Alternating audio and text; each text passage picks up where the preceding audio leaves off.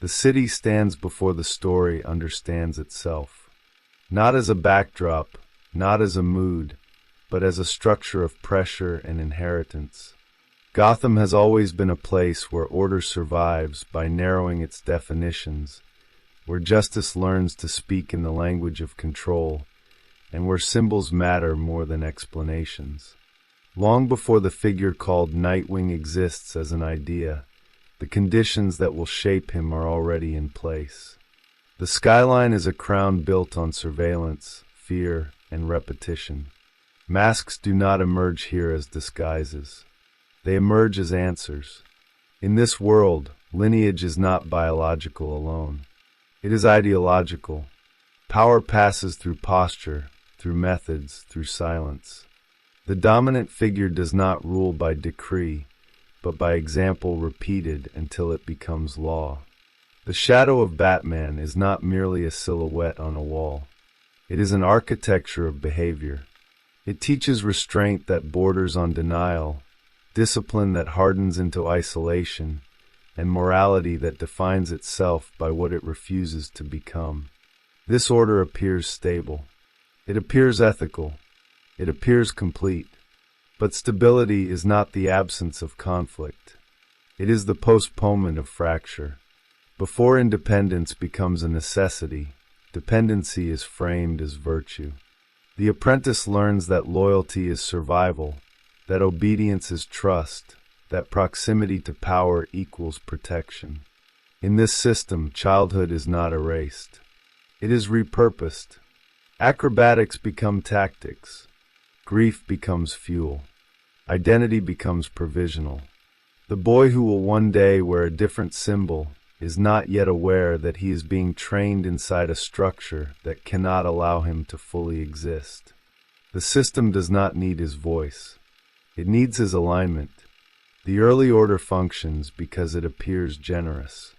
It offers meaning in exchange for submission. It offers belonging in exchange for silence. It offers purpose that arrives pre-shaped and already justified. From the outside, this arrangement looks like salvation. From the inside, it feels like certainty. There is no immediate reason to resist it. There is only the slow accumulation of pressure that comes from inhabiting someone else's mission long enough for it to feel natural. The world before the crisis is a world that values function over growth. Batman's presence defines the moral perimeter of the city. His rules are not debated. They are inherited. Violence is permitted only when contained. Emotion is tolerated only when controlled. The mission is sacred because it never ends. Within this structure, the idea of succession is implicit but unspoken. One does not replace the figure at the center. One extends him. Continuity is framed as virtue. Difference becomes risk. Nightwing's future tension is already encoded in this logic. To grow is to diverge. To diverge is to destabilize the system that granted protection in the first place. The fear does not begin as rebellion. It begins as awareness. Awareness that the role assigned cannot stretch indefinitely without breaking something inside. Awareness that becoming effective does not mean becoming whole. Awareness that mastery under another's shadow carries a cost that cannot be deferred forever. The city amplifies this dilemma. Gotham does not reward balance. It rewards extremes. Heroes here are defined by how much of themselves they are willing to sacrifice. The public does not see nuance. It sees symbols in opposition, light and shadow, order and chaos, control and collapse. In such an environment, a second figure in the costume cannot remain a variation forever. He must either merge completely or separate entirely. There is no stable middle ground. Before the conflict names itself, it circulates as tension in posture and tone. It appears in hesitation, in questions left unasked, in glances that linger too long on what is being suppressed. The apprentice begins to notice that the rules which once provided safety now function as boundaries. That guidance has quietly become limitation. That respect has begun to resemble fear. Not fear of the enemy, but fear of becoming something indistinguishable from the figure he once admired without reservation. This is not yet a story about rejection. It is a story about gravity, about how prolonged proximity to power exerts a pull that reshapes identity even without intention. Batman does not need to demand loyalty. His presence generates it. His silence commands it. The weight of his mission bends those around him into similar forms. For a time, this bending feels like strength. Later, it reveals itself as constraint. Nightwing exists first as a possibility within this system, a potential that the structure cannot fully absorb. The city tolerates him as long as he remains auxiliary, as long as his movements reinforce the existing order, as long as his difference is cosmetic rather than philosophical. But difference, once it gains coherence, does not remain cosmetic. It seeks territory. It seeks expression.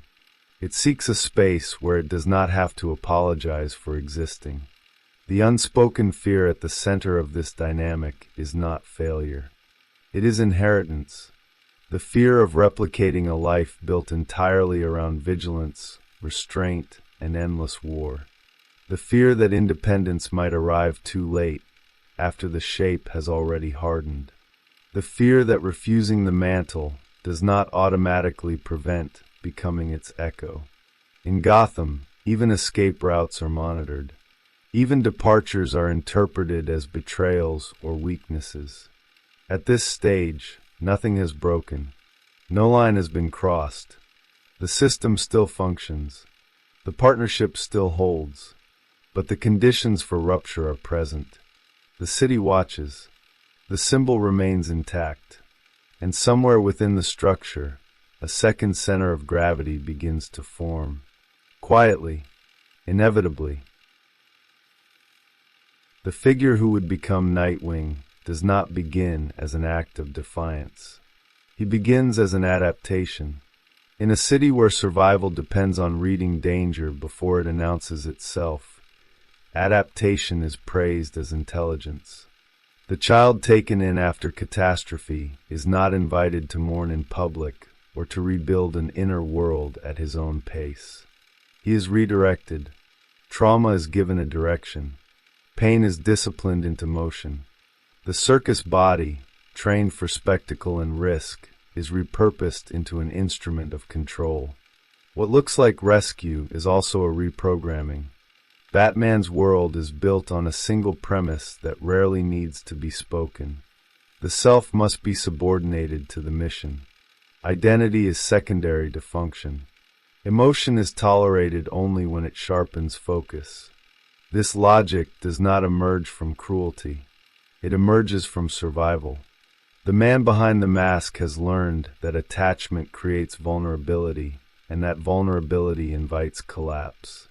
His structure is defensive, but it presents itself as moral clarity. In Gotham, restraint is equated with virtue because excess has historically meant chaos. Within this structure, Robin is not merely a partner.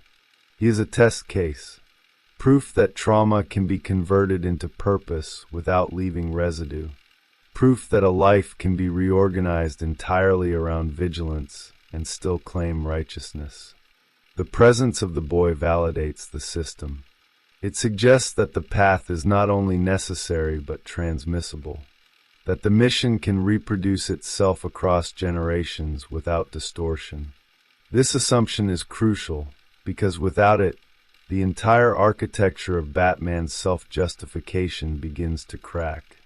What is rarely acknowledged is that the apprentice does not experience this transmission as neutral. To be shaped by another's war is to inherit its blind spots along with its discipline. Robin learns how to fight, how to disappear, how to read a city like a map of threats. He also learns what not to feel. He learns when silence is expected.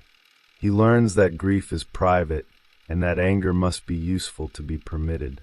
Over time, these lessons do not feel imposed. They feel normal. The symbolic origin of Nightwing is rooted in this normalization. The early persona is flexible, bright, and kinetic, a counterweight to Batman's severity.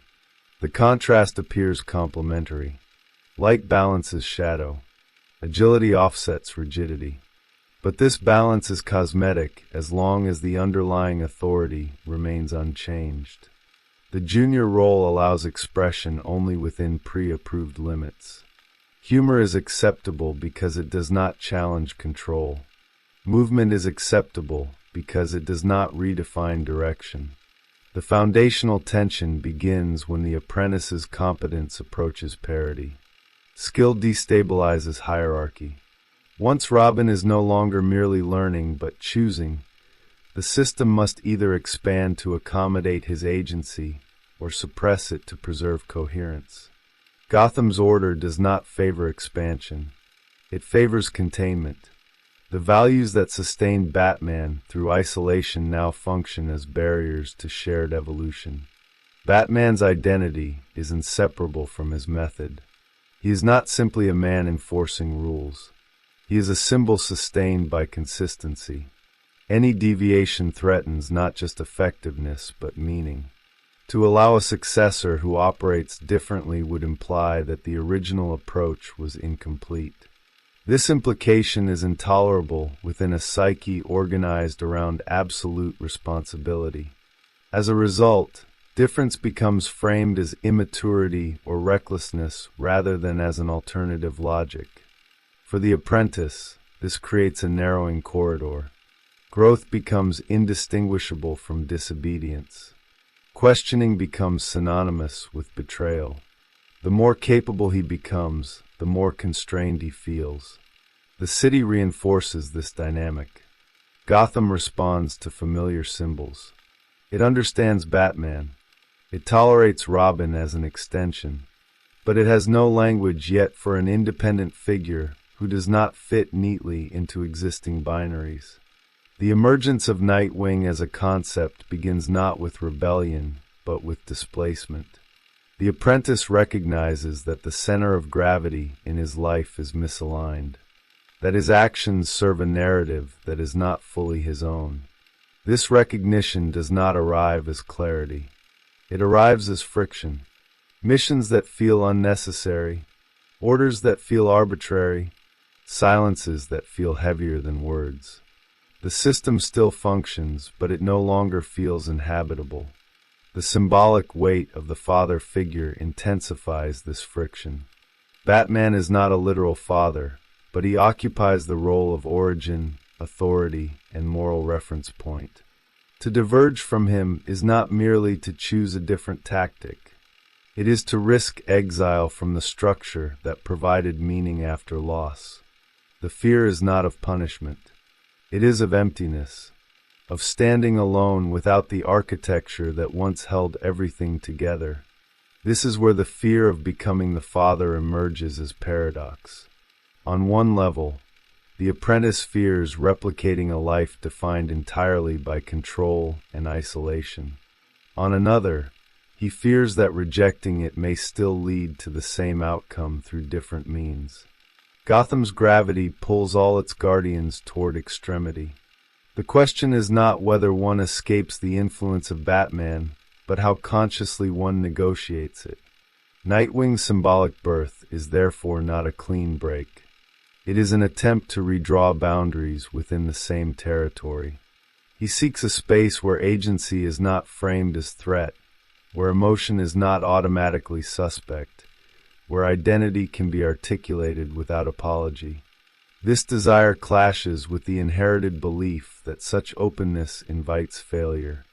The internal conflict mirrors the external one. Independence promises coherence, but it also risks collapse. The narrative foundation of this conflict is shaped by repetition. Gotham has seen cycles of violence and response harden into ritual. Batman's approach has worked often enough to feel eternal. The apprentice's challenge is not only to his mentor, but to the city's collective memory.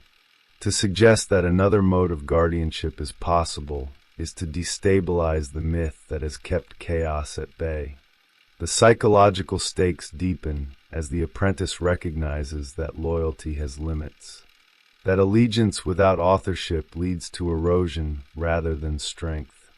The fear of becoming the father is inseparable from the fear of losing him, both as figure and as internal compass.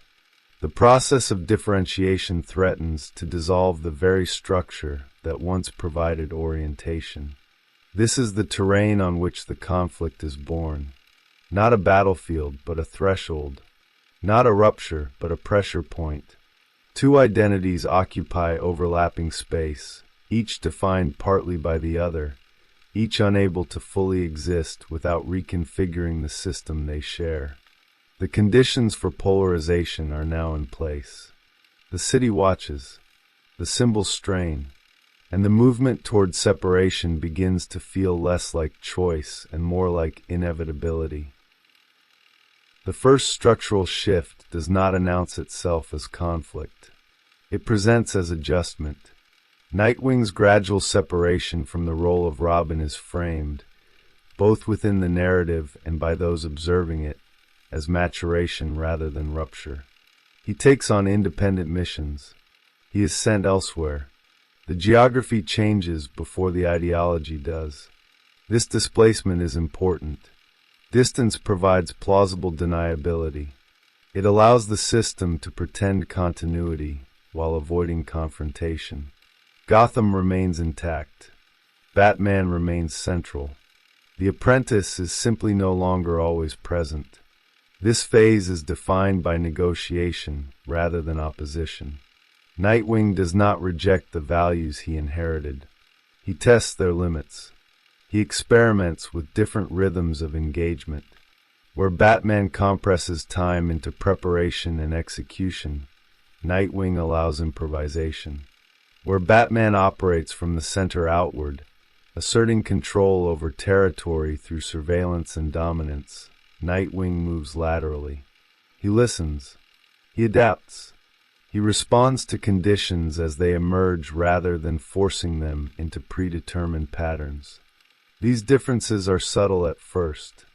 They can be dismissed as stylistic, but style is never neutral in a system built on symbolism. Every deviation carries interpretive weight. Nightwing's refusal to isolate himself, his willingness to operate in daylight, his openness to collaboration, all register as philosophical statements even when they are not framed as such. The absence of overt rebellion makes the divergence more threatening. It cannot be easily condemned. It must be rationalized. Batman's response is restrained but revealing. He does not forbid independence. He questions its necessity. He reframes Nightwing's choices as temporary, contextual, or naive. This rhetorical containment preserves authority while acknowledging competence. It also reinforces the hierarchy. The apprentice may act alone, but the center of legitimacy remains unchanged. The system tolerates variation as long as it does not claim autonomy. The internal pressure intensifies as Nightwing begins to experience the consequences of operating outside the original structure. Without the constant oversight of Batman's methodology, decisions carry different weight. Mistakes are no longer absorbed by a larger apparatus. Successes cannot be attributed to inherited strategy alone. Responsibility becomes personal rather than distributed. This shift is both liberating and destabilizing. Agency demands coherence. It exposes contradictions that were previously managed by deferral to authority. The fear of becoming the father sharpens here. Nightwing recognizes patterns in his own behavior that mirror the man he is attempting to step away from. Hypervigilance, strategic withholding, a tendency to prioritize mission over relationship. These traits emerge not because he consciously adopts them, but because they were normalized during formative years. The realization is unsettling. Independence does not erase influence. It reveals its depth. This recognition creates a double bind. To reject these traits outright would be performative. To embrace them fully would be capitulation. Nightwing's early independence is therefore marked by oscillation. He experiments with openness and then retreats. He asserts autonomy and then questions it. The city he operates in responds inconsistently. Some communities respond to his presence with trust rather than fear. Others test him precisely because he lacks the mythic weight of Batman's symbol. This difference in reception matters. Batman's authority is amplified by distance. He is most powerful when unseen. Nightwing's authority depends on presence. He must be known to be effective. This requires exposure. Exposure creates vulnerability. The system of Gotham has historically punished vulnerability.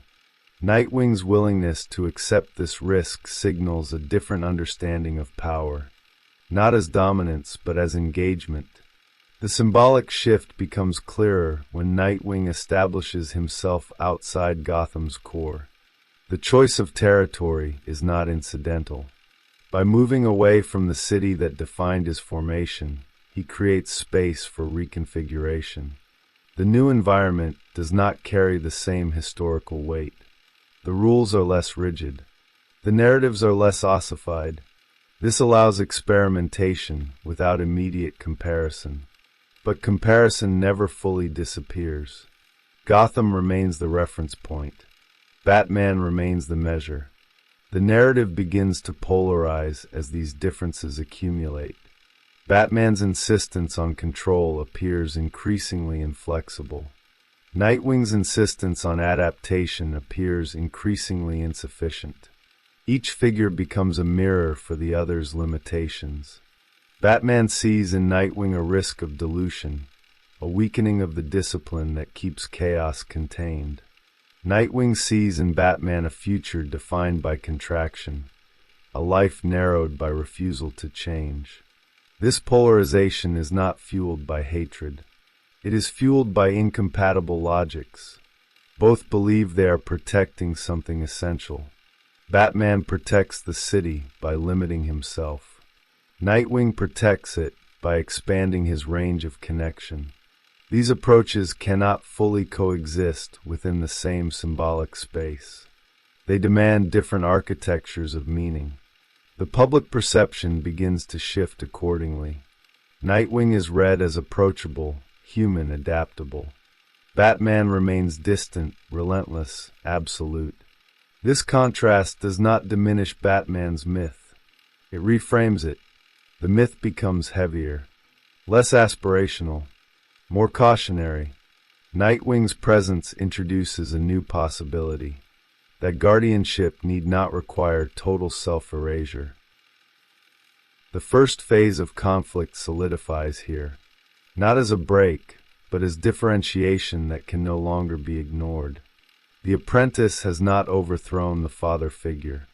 He has stepped outside the orbit. The gravity still pulls, but the trajectory has changed. This is enough to destabilize the system. The next stage will force a reckoning, because systems tolerate ambiguity only temporarily. Eventually, alignment must be clarified. Neutrality becomes impossible. The second phase of the conflict begins when separation stops being logistical and becomes interpretive. Nightwing is no longer read merely as a former partner operating elsewhere. He becomes a point of comparison. Comparison is the engine of polarization. Once the audience, the city, and the symbolic order begin to weigh one figure against the other, neutrality collapses. Each action now carries representational weight. Every success or failure is interpreted as evidence for a broader philosophy of power. Batman's authority has always depended on scarcity. He appears when necessary, disappears when control is re-established, and resists any form of accessibility that might humanize him beyond the symbol. Nightwing operates differently. His presence is consistent. He is visible. He allows himself to be recognized as a person rather than an abstraction.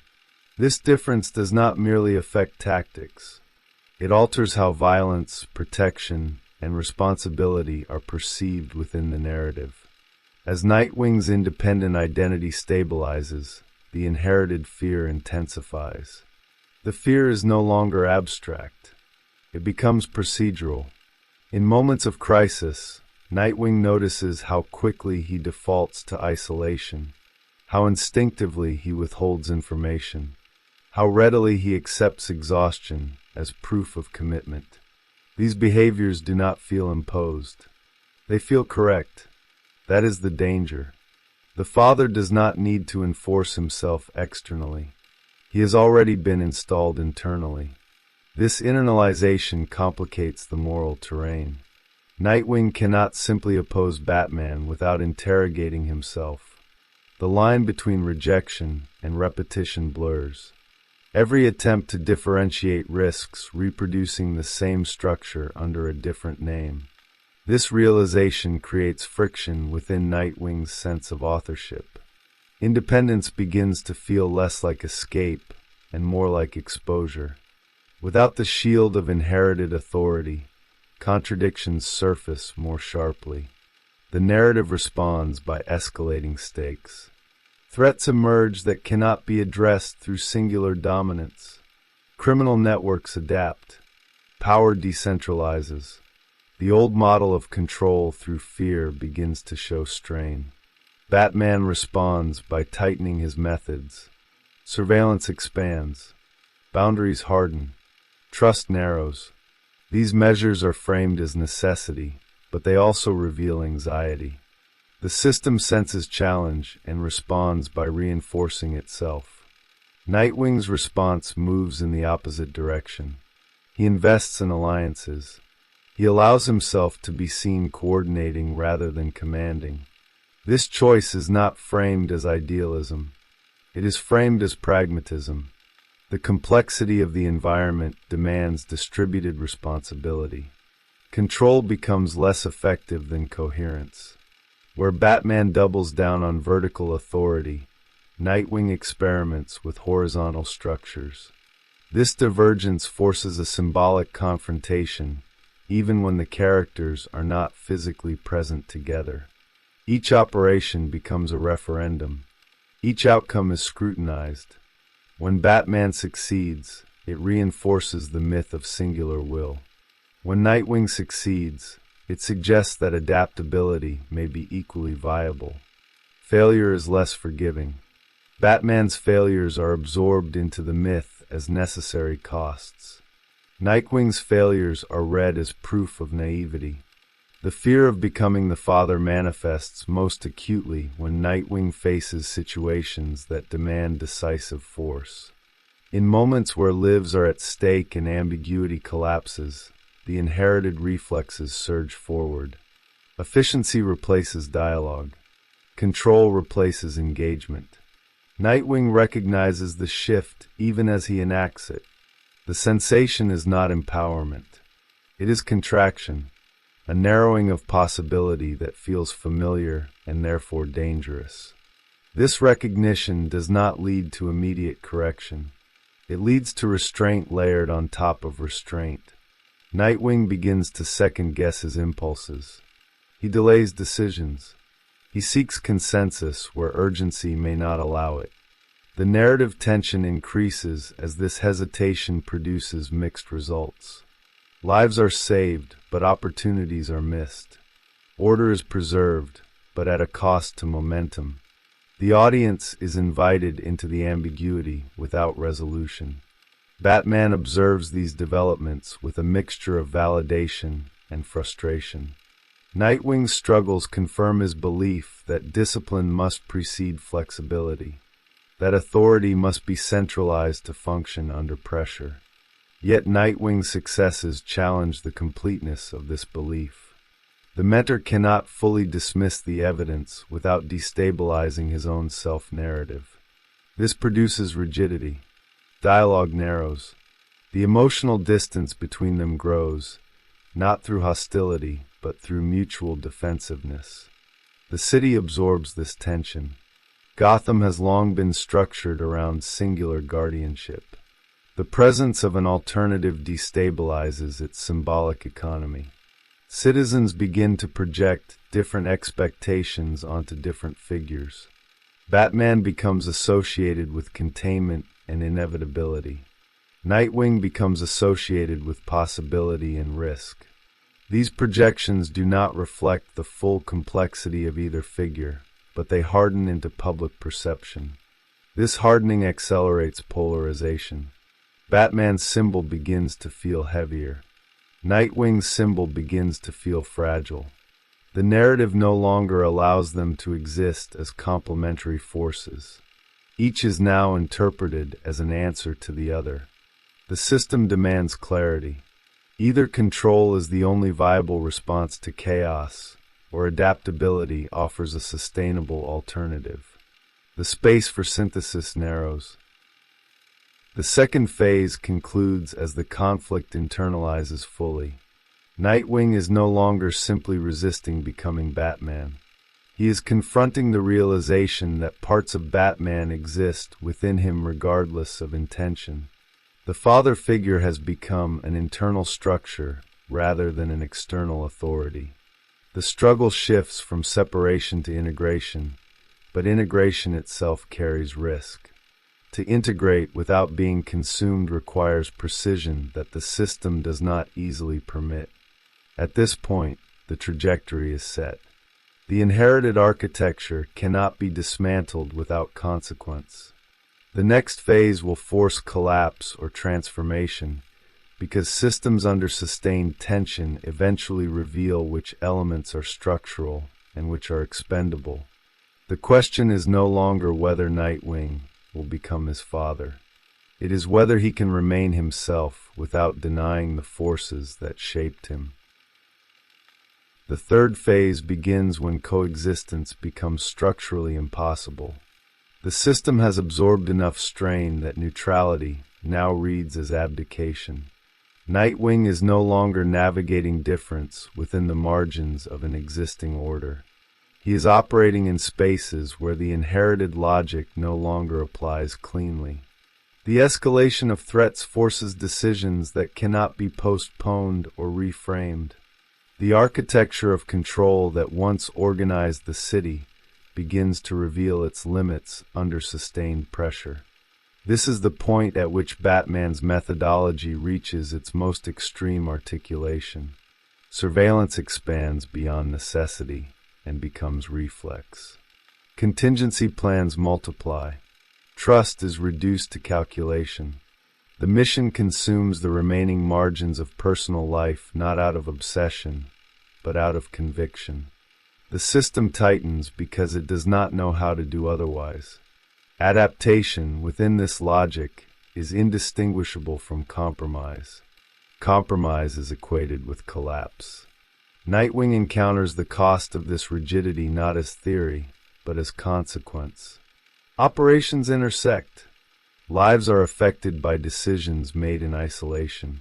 Information withheld in the name of security produces blind spots rather than safety. The inherited belief that control prevents chaos begins to fracture under empirical weight.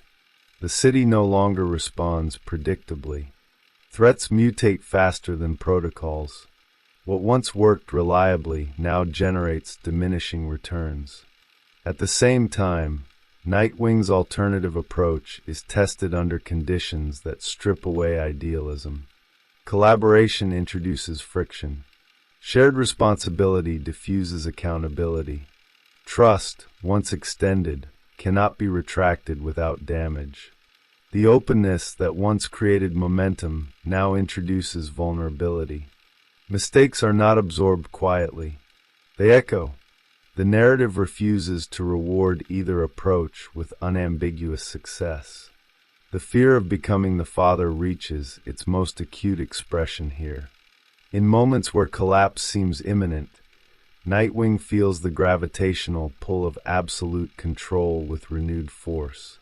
The inherited voice suggests efficiency over dialogue, secrecy over transparency, sacrifice over connection. These impulses arrive fully formed, not as options but as defaults. Resisting them requires conscious effort. Embracing them promises immediate clarity at the cost of long-term erosion. The turning point is not marked by a dramatic confrontation between the two figures. It is marked by divergence under shared crisis. Faced with overlapping threats, Batman and Nightwing choose incompatible strategies that cannot be reconciled in real time. The outcomes are mixed. Some lives are saved. Some are lost. Responsibility becomes fragmented.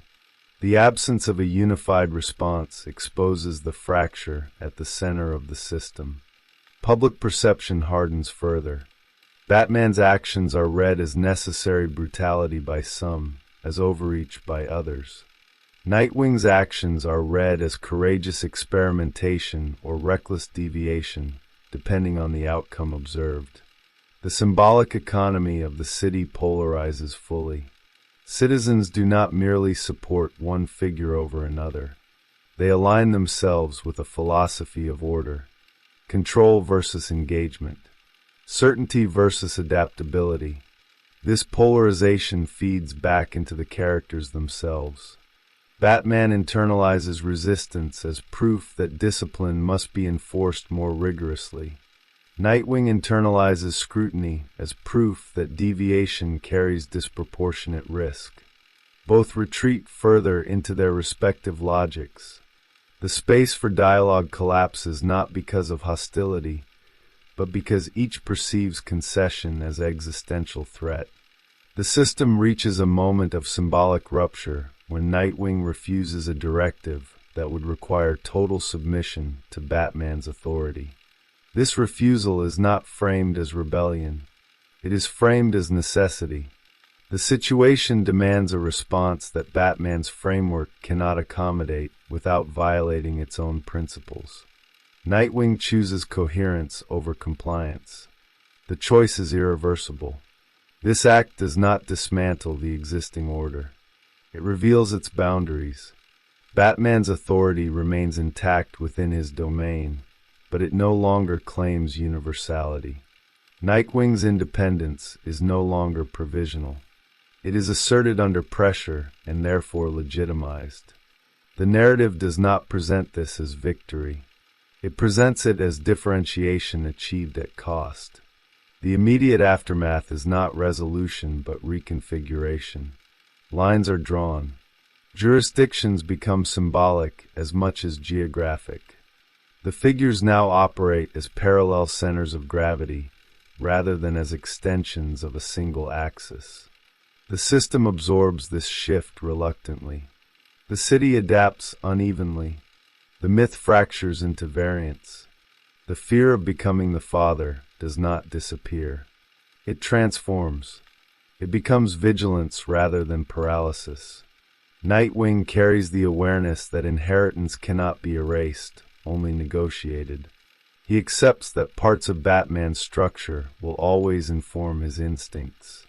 The difference lies in how consciously these instincts are engaged.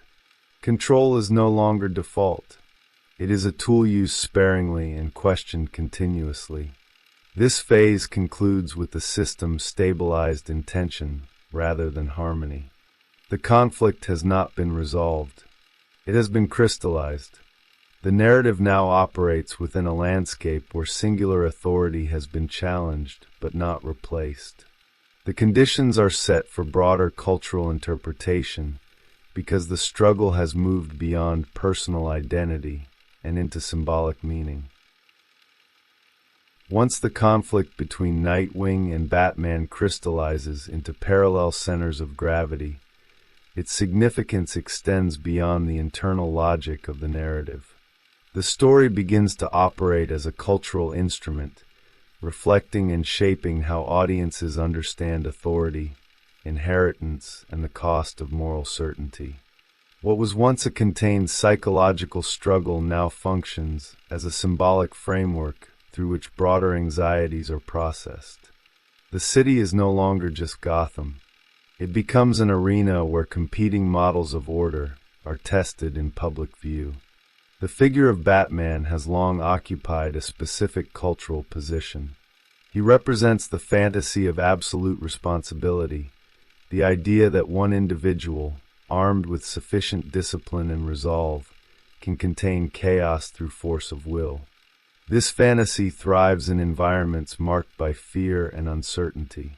It reassures by offering a singular point of control. The rigidity of his methods is not perceived as limitation, but as proof of seriousness. In this context, sacrifice becomes synonymous with virtue. The more a figure denies himself, the more legitimate his authority appears. Nightwing disrupts this equation not by opposing heroism, but by reframing it. His presence introduces a different reading of strength, one that does not equate isolation with moral superiority. This reframing is subtle, which makes it more destabilizing. He does not reject discipline. He redistributes it. He does not abandon responsibility. He shares it. These choices resonate culturally because they mirror shifts in how authority is questioned in modern contexts. The myth of the solitary savior begins to feel insufficient in a world defined by complexity and interdependence. The audience response reflects this tension. Batman continues to command respect, but that respect becomes tinged with ambivalence. His refusal to adapt reads differently depending on the viewer's relationship to authority. For some, it confirms his integrity. For others, it signals an inability to evolve. Nightwing, by contrast, invites projection. He becomes a surface onto which hopes for transformation are mapped. His failures are scrutinized more harshly because they threaten those hopes. His successes feel provisional, fragile, and therefore deeply human. This dynamic illustrates how symbolic figures function within collective imagination. They are not evaluated solely on narrative outcomes, but on what they allow audiences to rehearse emotionally and ethically. Batman allows the rehearsal of control in a hostile world. Nightwing allows the rehearsal of negotiation within it. Neither fantasy is complete. Both respond to different psychological needs. The cultural friction arises when one fantasy claims exclusivity. The city's reaction within the narrative mirrors this process. Gotham's inhabitants begin to organize their expectations around these competing symbols. Some gravitate toward the certainty of Batman's methods, valuing predictability over adaptability. Others respond to Nightwing's accessibility, finding legitimacy in presence rather than distance. These alignments resemble tribal formations, not in terms of allegiance to individuals, but to underlying philosophies of order. The conflict becomes less about who is right and more about what kind of structure feels survivable. Media within the fictional world amplifies this polarization. Visibility reshapes meaning. Batman's rare appearances grow heavier, interpreted as omens rather than interventions. Nightwing's frequent presence creates familiarity, which breeds both trust and contempt. The medium through which each figure is perceived alters their symbolic weight. Scarcity magnifies authority. Exposure humanizes it. Neither effect is neutral. Each produces its own distortions. The narrative thus exposes how power is mediated by perception. Authority does not reside solely in action, but in how action is circulated, discussed, and remembered. Batman's myth persists partly because it resists circulation. It remains opaque. Nightwing's myth evolves because it is porous. It absorbs feedback. This porosity makes it vulnerable to erosion, but also capable of growth. Culturally, this distinction reflects a broader tension between closed systems that promise stability and open systems that risk instability in exchange for adaptability. The fear of becoming the father takes on collective dimensions here. It is no longer just Nightwing's private anxiety. It mirrors a generational concern about inheriting institutions that no longer fit present realities. The question is not whether to reject the past, but how to carry it without being consumed by it. Nightwing embodies this dilemma. He carries Batman's imprint visibly. His refusal to erase it lends him credibility. His refusal to be defined by it creates friction. This friction is productive. It prevents myth from hardening into doctrine. Batman's figure, left unchallenged, risks becoming an unquestionable moral absolute. Nightwing's existence introduces interpretive instability. It forces re-examination. The myth remains powerful, but it is no longer singular. Variants emerge. Interpretations multiply. The narrative space becomes more complex, but also more reflective of lived psychological realities. Culturally, this multiplicity allows the story to endure. Myths that permit only one reading eventually ossify. Those that sustain tension invite continued engagement.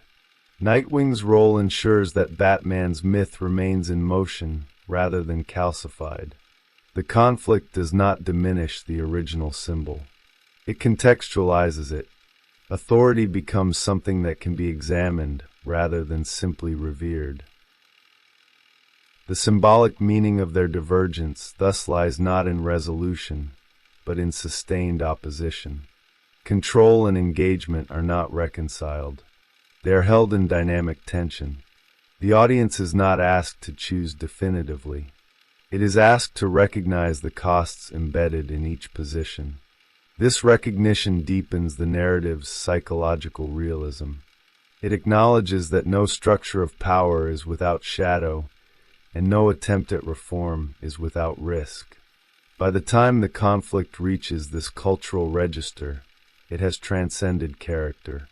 It operates as a lens through which questions of leadership, inheritance, and moral rigidity are explored. Nightwing is no longer simply an individual asserting independence. He is a symbolic counterweight that prevents the narrative from collapsing into absolutism. His presence keeps the system unstable enough to remain alive. The conflict now belongs as much to the audience as to the characters. It persists because it reflects unresolved tensions in how societies imagine protection, responsibility, and growth. The story does not offer a synthesis because synthesis would imply closure. Instead, it offers a framework, one that remains active, contested, and psychologically resonant. The final state of the conflict does not resemble resolution. It resembles sedimentation. The forces that once strained against each other do not dissolve or reconcile. They settle into enduring forms that continue to exert pressure over time. Nightwing does not replace Batman, nor does he escape him. Batman does not retreat, repent, or relinquish authority. What remains is a landscape altered by differentiation, where singular meaning has fractured into parallel myths that coexist without merging. Batman's legacy hardens rather than fades. His symbol becomes increasingly absolute, less flexible but more monumental. He stands as a figure of inevitability, a reminder of what unyielding responsibility looks like when carried to its logical extreme. The city continues to rely on him during moments of collapse, not because he offers hope, but because he offers certainty. His presence signals that limits will be enforced, regardless of cost. This certainty preserves order, but it also calcifies it. The myth remains powerful precisely because it resists reinterpretation. Nightwing's legacy operates differently. It does not crystallize into doctrine. It remains provisional, adaptive, and therefore more vulnerable to distortion. His independence does not produce a single, repeatable template. It produces a field of possibility. This makes his role harder to mythologize cleanly, but more relevant over time. He becomes a figure associated with negotiation rather than command, with presence rather than distance. His authority derives not from fear or reverence, but from continuity of engagement. The fear of becoming the father does not disappear in this aftermath. It transforms into an ongoing discipline. Nightwing carries the awareness that inheritance is unavoidable. The structures that shaped him remain active within his instincts. What changes is his relationship to them. He no longer mistakes origin for destiny. The vigilance once directed outward is now applied inward. This does not guarantee purity or consistency. It guarantees only awareness. This awareness defines the long-term psychological distinction between the two figures. Batman operates through suppression. He contains contradiction by refusing to engage it directly. Nightwing operates through integration.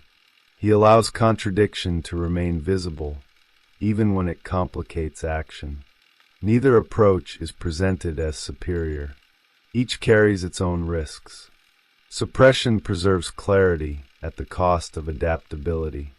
Integration preserves flexibility at the cost of certainty. Culturally, this duality ensures the narrative's persistence. The myth does not collapse into a moral lesson. It remains an active structure that audiences return to as their own relationship with authority evolves. At different moments, different figures resonate more strongly. In times of fear, Batman's rigidity feels reassuring. In times of transition, Nightwing's openness feels necessary. The story accommodates both without collapsing into relativism. The absence of reconciliation is deliberate. Reconciliation would imply that the conflict was a misunderstanding rather than a structural divergence. The narrative insists that the divergence is real, enduring, and necessary. Growth does not come from eliminating the past, but from refusing to let it monopolize the future. Nightwing's independence is meaningful not because it breaks with Batman entirely, but because it refuses to be consumed by him. The city itself reflects this legacy. Gotham remains a place defined by extremes, but it now contains multiple symbolic centers. Order is no longer singularly enforced. It is negotiated unevenly across spaces and moments. This unevenness introduces instability, but also resilience. The system becomes less efficient, but more responsive. The presence of parallel guardianship complicates the narrative, but prevents stagnation. In the end, Nightwing's story functions as a myth of differentiation rather than triumph. It speaks to the difficulty of becoming oneself under the weight of inherited structures that once ensured survival. It acknowledges that fear does not vanish through rejection, but through sustained engagement. The father is not defeated. He is contextualized. The legacy that remains is one of tension maintained rather than conflict resolved. Control and engagement continue to orbit each other, neither absorbing the other completely. The story endures because it mirrors a psychological truth that resists closure. Independence is not an event. It is a condition that must be continually renegotiated. What Nightwing leaves behind is not a new order, but a disruption of inevitability. He proves that inheritance does not dictate outcome, even when its influence remains profound. The fear of becoming the father never disappears. It becomes a compass rather than a prison, and in that transformation, the narrative finds its lasting power.